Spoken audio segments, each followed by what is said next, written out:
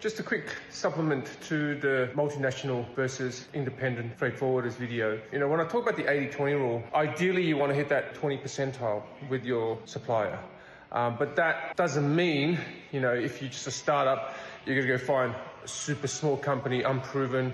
With freight forwarding, it's a service industry, guys. And with service, it's provided by people. So if you're a smaller company, go look for a smaller business that's going to look after you, but with the right people in it that has enough experience and exposure that is going to counterbalance their size, okay?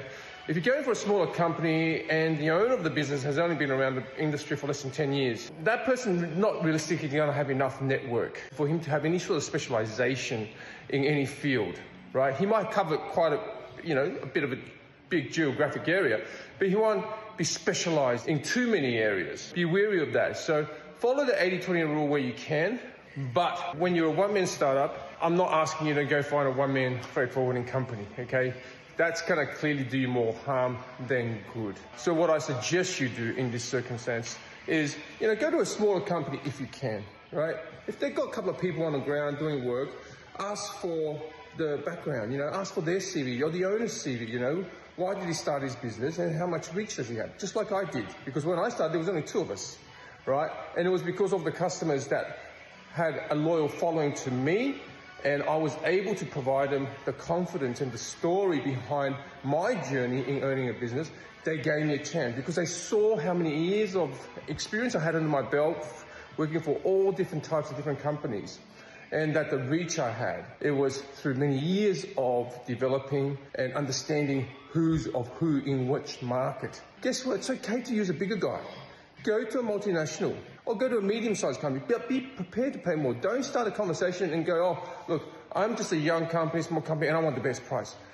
That's oil and water. It doesn't work that way. The world doesn't work that way, guys. When you're starting up or when you're a smaller business and you want to get ahead, most people think our brain naturally gravitate towards, well, I've got to watch all my costs. Yes, in certain element of your business, definitely, how you spend. But when it comes to getting suppliers, reputable suppliers to be on your side, that usually means you have to pay more. Why? Because you want to be ahead of the line. Because you don't have the size to get to the head of the line, so you want to pay to get ahead of the line, right? So it's like going to a nightclub. If you're a celebrity, you walk straight through because you'll miss the big balls, right? But if you're a nobody and you don't want to line up in that 1 hour queue, what are you going to do? Well, there's 2 choices. You can continue to line up like the rest of them, or you can get ahead and go to the bouncer and say, here's $100. I want to get in, right? Which one would you take? Now, treat that as a simple analogy to your business with your suppliers. So 80-20 rule, first and foremost. If not possible, find a smaller company and ask for credentials from the owner. Where has he been? Why is he here? All that fails, go to a bigger guy.